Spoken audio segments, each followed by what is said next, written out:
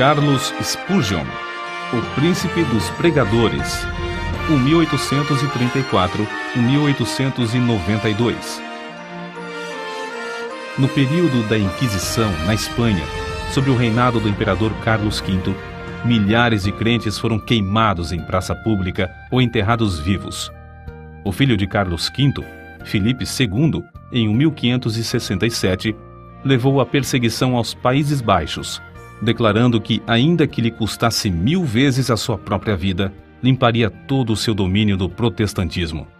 Antes da sua morte, gabava-se de ter mandado ao carrasco pelo menos 18.000 hereges. Ao começar esse reinado de terror nos Países Baixos, muitos milhares de crentes fugiram para a Inglaterra. Entre os que escaparam do Concílio de Sangue, encontrava-se a família Spurgeon. Na Inglaterra, contudo, o povo de Deus não estava completamente livre da perseguição, passando a maior parte do tempo sentado, por se achar fraco demais para se deitar. Os bisavós de Carlos eram crentes fervorosos e criaram os filhos na admoestação do Senhor. Seu avô paterno, depois de quase 50 anos de pastorado no mesmo lugar, podia dizer: "Não passei nem uma hora triste com a minha igreja depois que assumi o cargo de pastor." O pai de Carlos, Tiago Spurgeon, era o amado pastor de Stambourne. Carlos, quando ainda criança, interessava-se pela leitura de O Peregrino, pela história dos mártires e por diversas obras de teologia. É impossível calcular a influência dessas obras sobre a sua vida. O que era precoce nas coisas espirituais vê-se no acontecimento que passamos a relatar. Com apenas 5 anos de idade, Carlos percebeu profundamente o cuidado do avô com relação ao procedimento de um dos membros da igreja, mais conhecido como Velho Rhodes. Certo dia, encontrando Rhodes em companhia de outros fumando e bebendo cerveja, a criança dirigiu-se a ele dizendo: "Que fazes aqui, Elias?" O velho Rhodes, arrependido, contou então ao seu pastor como a princípio se irou com o pequeno Carlos, mas por fim sentiu-se quebrantado. Desde aquele dia, o velho Rhodes andou sempre perto do Salvador. Quando ainda em tenra idade, Carlos foi por Deus convencido do pecado. Durante alguns anos, sentia-se uma criatura sem esperança e sem conforto. Visitava locais de culto uns após outros, sem, no entanto, conseguir saber como podia livrar-se do pecado. Então, aos 15 anos de idade, aumentou nele o desejo de ser salvo. E aumentou de tal forma que passou 6 meses agonizando em oração. Nesse tempo, assistiu a um culto numa igreja em que o pregador não pudera comparecer por causa de uma grande tempestade de neve. Na ausência do pastor, um sapateiro se levantou para pregar às poucas pessoas presentes e leu este texto: "Olhai para mim e sede salvos, todos os confins da terra." Isaías, capítulo 45, versículo 22. O sapateiro, inexperiente na arte de pregar, só fazia repetir a passagem e dizer: "Não vos é necessário levantar um pé, nem um dedo. Não vos é necessário estudar no colégio para saber olhar, nem contribuir com 1000 libras. Olhai para mim, não para vós mesmos. Não há conforto em vós. Olhai para mim, suando grandes gotas de sangue. Olhai para mim, pendurado na cruz. Olhai para mim, morto e sepultado. Olhai para mim, ressuscitado. Olhai para mim à direita de Deus." Em seguida, fitando os olhos em Carlos, disse: "Moço, tu pareces ser miserável. Serás infeliz na vida e na morte, se não obedeceres." Então, gritou ainda mais: "Moço, olha para Jesus. Olha agora." O rapaz olhou e continuou a olhar até que, por fim, um gozo indizível entrou na sua alma. O recém-salvo, ao perceber as constantes investidas do maligno, foi tomado pela aspiração de fazer todo o possível para receber o poder divino e, assim, frustrar a obra do inimigo do bem. Spurgeon, por exemplo, aproveitava todas as oportunidades para distribuir folhetos. Também entregava-se de todo o coração a ensinar na escola dominical, onde alcançou de início o amor dos alunos, e por intermédio destes, a presença dos pais na escola.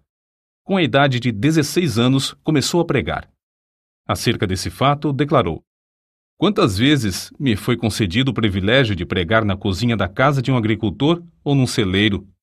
Alguns meses depois de pregar seu primeiro sermão, foi chamado a pastorear a igreja em Waterbeach. Ao fim de 2 anos, essa igreja de 40 membros passou a ter 100. Como o jovem pregador tinha o desejo de aperfeiçoar-se, o diretor de uma escola superior, de visita à cidade na ocasião, marcou 1 hora para tratar com ele acerca desse assunto. A criada que recebeu Carlos, porém, descuidou-se e acabou não chamando o professor, que saiu sem saber o que o moço esperava. Mais tarde, já na rua, Carlos, um tanto triste, ouviu uma voz dizer-lhe: "Buscas grandes coisas para ti? Não as busques." Foi então, ali mesmo, que abandonou a ideia de estudar naquele colégio, convencido de que Deus o dirigia para outras coisas. Não se deve concluir, contudo, que Carlos Spurgeon tenha desistido de se educar. Depois disso, ele aproveitou todos os momentos livres para estudar. Disse que alcançou fama de ser um dos homens mais instruídos de seu tempo. Spurgeon havia ministrado em Waterbeach apenas durante 2 anos, quando foi chamado a pregar na Park Street Chapel, em Londres. O local era inconveniente para os cultos e o templo, que tinha assentos para 1.200 pessoas, era demasiado grande para a plateia. No entanto, havia ali um grupo de fiéis que nunca cessou de rogar a Deus por um glorioso avivamento. Esse fato é assim registrado nas palavras do próprio Spurgeon. No início, eu pregava somente a um punhado de ouvintes. Contudo, não me esqueço da insistência das suas orações. Às vezes, parecia que rogavam até verem realmente a presença do anjo do concerto, Cristo, querendo abençoá-los. Mais de uma vez nos admiramos com a solenidade das orações até alcançarmos quietude, enquanto o poder do Senhor nos sobrevinha. Assim desceu a bênção. A casa se encheu de ouvintes e foram salvas dezenas de almas.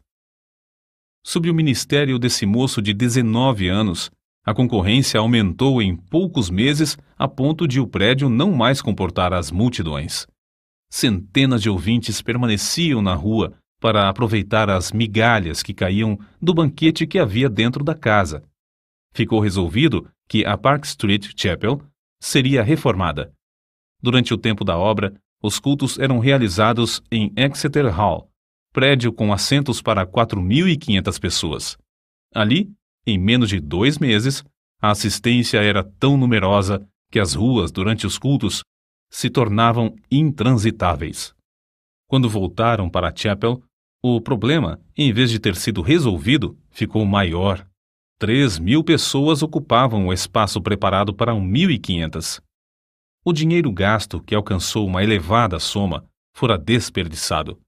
Tornou-se necessário voltar para o Exeter Hall, mas nem este auditório comportava mais o público presente. A igreja, então, tomou uma atitude espetacular. Alugou o Surrey Music Hall, o prédio mais amplo, imponente e magnífico de Londres, construído para diversões públicas. As notícias de que os cultos haviam passado do Exeter Hall para o Surrey Music Hall eletrificaram toda a cidade de Londres. O culto inaugural foi anunciado para a noite de 19 de outubro de 1856. Na tarde do dia marcado, milhares de pessoas para lá se dirigiram para achar assento. Quando por fim o culto começou, o prédio no qual cabiam 12.000 pessoas estava superlotado e havia mais 10.000 fora que não puderam entrar.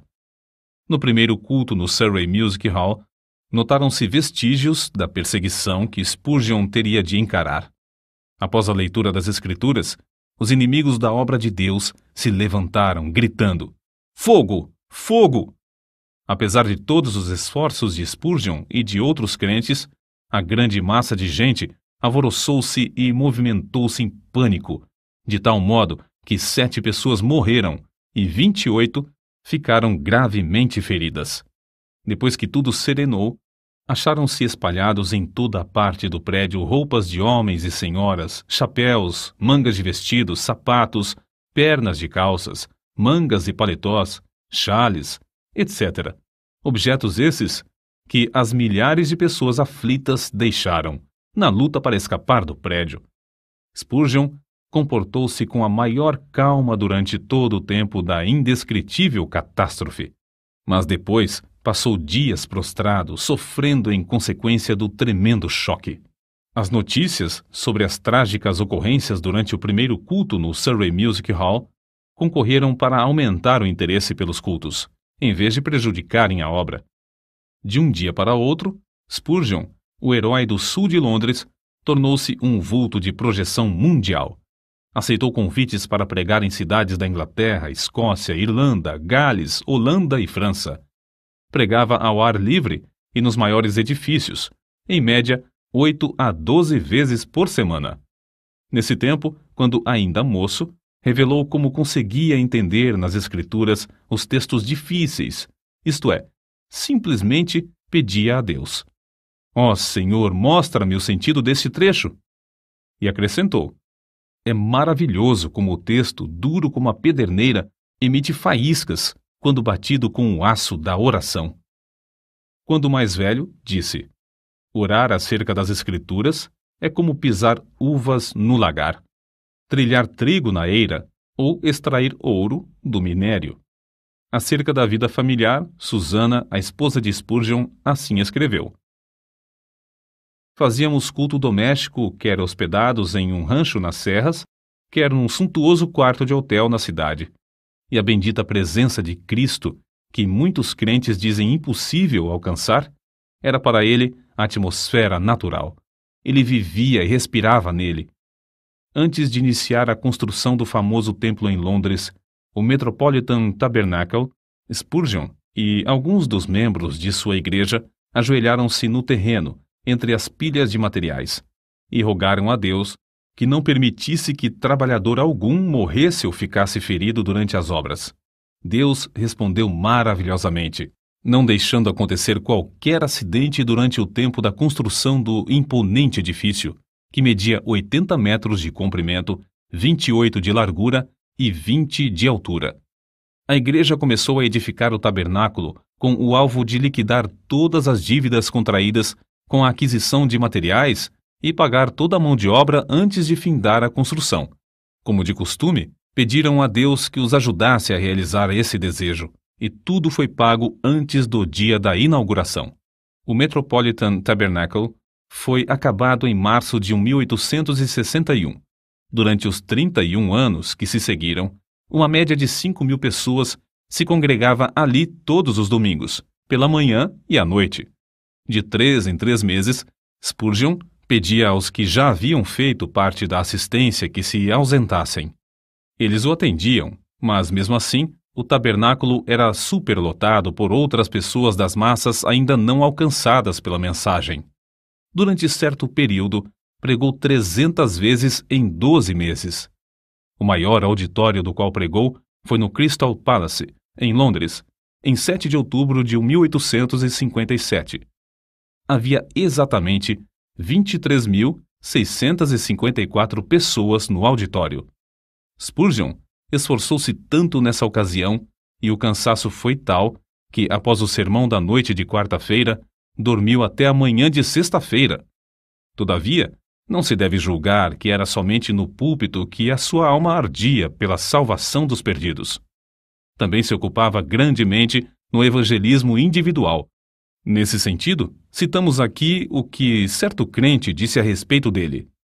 Tenho visto auditórios de 6.500 pessoas inteiramente levadas pelo fervor de Spurgeon, mas ao lado de uma criança moribunda que ele levava a Cristo, achei-o mais sublime do que quando dominava o interesse da multidão. Parece impossível que tal pregador tivesse tempo para escrever. Entretanto, os livros da sua autoria constituem uma biblioteca de 135 tomos. Até hoje, não há obra mais rica de joias espirituais do que A Tesouraria de Davi, 7 volumes sobre os Salmos, escritos por Spurgeon. Ele publicou tão grande número de sermões que, mesmo lendo um por dia, nem em 10 anos o leitor os poderia ler todos. Muitos foram traduzidos em várias línguas e publicados nos jornais do mundo inteiro. Ele mesmo escrevia grande parte da matéria para seu jornal, A Espada e a Colher. Título este inspirado na história da construção dos muros de Jerusalém no tempo angustioso de Neemias. Além de pregar constantemente a grandes auditórios e de escrever tantos livros, esforçou-se em vários outros ramos de atividades. Inspirado pelo exemplo de George Mueller, fundou e dirigiu o orfanato de Stockwell. Pediam a Deus e recebiam o necessário para levantar prédio após prédio e alimentar centenas de crianças desamparadas. Reconhecendo a necessidade de instruir os jovens chamados por Deus a proclamar o Evangelho e, assim, alcançar muito maior número de perdidos, fundou e dirigiu o Colégio dos Pastores. Esse trabalho foi marcado pela mesma fé em Deus demonstrada na obra de cuidar dos órfãos. Impressionado com a vasta circulação de literatura viciosa, formou uma junta de vendagem de livros evangélicos. Dezenas de vendedores foram sustentados e milhares de discursos feitos, além de muitas toneladas de escrituras e outros livros terem sido vendidos de casa em casa. Acerca de tão estupendo êxito na vida de Spurgeon, convém notar o seguinte: nenhum dos seus antepassados alcançou fama. Sua voz podia pregar às maiores multidões, mas outros pregadores sem fama gozavam também da mesma voz. O príncipe dos pregadores era, antes de tudo, o príncipe de joelhos. Como Saulo de Tarso, também entrou no reino de Deus agonizando de joelhos. No caso de Spurgeon, essa angústia durou 6 meses. Depois, assim aconteceu com Saulo. A oração fervorosa virou um hábito na sua vida. Aqueles que assistiam aos cultos no grande Metropolitan Tabernacle diziam que as orações eram a parte mais sublime dos cultos. Quando alguém perguntava a Spurgeon a explicação do poder na sua pregação, o príncipe de joelhos apontava para a loja que ficava sob o salão do Metropolitan Tabernacle e dizia: na sala que está embaixo, há 300 crentes que sabem orar. Todas as vezes que prego, eles se reúnem ali para sustentar minhas mãos, orando e suplicando ininterruptamente. Na sala que está sob os nossos pés é que se encontra a explicação do ministério dessas bênçãos. Spurgeon costumava dirigir-se aos alunos no colégio dos pastores desta forma: permanecei na presença de Deus. Se o vosso fervor esfriar, não podereis orar bem no púlpito. Pior com a família, e ainda pior nos estudos, sozinhos. Se a alma se tornar magra, os ouvintes, sem saberem como ou porquê, acharão que vossas orações públicas têm pouco sabor. Ainda sobre a oração, sua esposa deu este testemunho: ele dava muita importância à meia hora de oração que passava com Deus antes de começar o culto. Certo crente também escreveu a esse respeito: sente-se durante a sua oração pública que ele é um homem de bastante força para levar nas mãos ungidas as orações de uma multidão. Isto é a ideia mais grandiosa de sacerdote entre Deus e os homens. Convicto do grande poder da oração, Spurgeon designou o mês de fevereiro de cada ano no grande tabernáculo para realizar a convenção anual e fazer súplicas por um avivamento na obra de Deus. Nessas ocasiões, passavam dias inteiros em jejum e oração que se tornava mais e mais fervorosa. Não só sentiam a gloriosa presença do Espírito Santo nesses cultos, mas era-lhes aumentado o poder com frutos abundantes. Na sua autobiografia consta que, desde o começo do seu ministério em Londres, pessoas gravemente enfermas foram curadas em resposta às suas orações. A vida de Spurgeon não era vida egoísta e de interesse próprio. Juntamente com sua esposa, fez os maiores sacrifícios para colocar livros espirituais nas mãos de um grande número de pregadores pobres, e ambos contribuíam constantemente para o sustento das viúvas e órfãos. Recebiam grandes somas de dinheiro, mas davam tudo para o progresso da obra de Deus. Não buscava fama, nem a honra de fundador de outra denominação, como muitos amigos esperavam. A sua pregação nunca foi feita para sua própria glória, porém, tinha como alvo levar os ouvintes a Deus através da mensagem da cruz. Considerava seus sermões como se fossem setas e dava todo o seu coração empregava toda a sua força espiritual em produzir cada um deles. Pregava confiando no poder do Espírito Santo, empregando o que Deus lhe concedera para, abre aspas, matar, fecha aspas, o maior número de ouvintes. Charles Haddon Spurgeon recebia o fogo do céu estudando a Bíblia, horas a fio, em comunhão com Deus. Cristo era o segredo do seu poder. Cristo era o centro de tudo para ele. Sempre e unicamente Cristo. J. P. Freud disse: quando Spurgeon orava, parecia que Jesus estava em pé ao seu lado. As suas últimas palavras no leito de morte, dirigidas à sua esposa, foram: ó querida, tenho desfrutado um tempo muito glorioso com meu Senhor. Ela, ao ver, por fim, que seu marido passaria para o outro lado, caiu de joelhos e, com lágrimas, exclamou: ó bendito Senhor Jesus! Eu te agradeço o tesouro que me emprestaste no decurso destes anos. Agora, Senhor, dá-me força e direção durante todo o futuro. 6.000 pessoas assistiram ao culto do funeral. No caixão estava uma Bíblia aberta na passagem usada por Deus para convertê-lo. Olhai para mim e sede salvos, todos os confins da terra. O cortejo fúnebre passou entre centenas de milhares de pessoas postadas em pé nas calçadas. Os homens descobriam-se à passagem do cortejo e as mulheres choravam. O túmulo simples do célebre príncipe dos pregadores no cemitério de Norwood testifica a verdadeira grandeza da sua vida. Ali estão gravadas estas humildes palavras: aqui jaz o corpo de Charles Haddon Spurgeon, esperando o aparecimento do seu Senhor e Salvador, Jesus Cristo.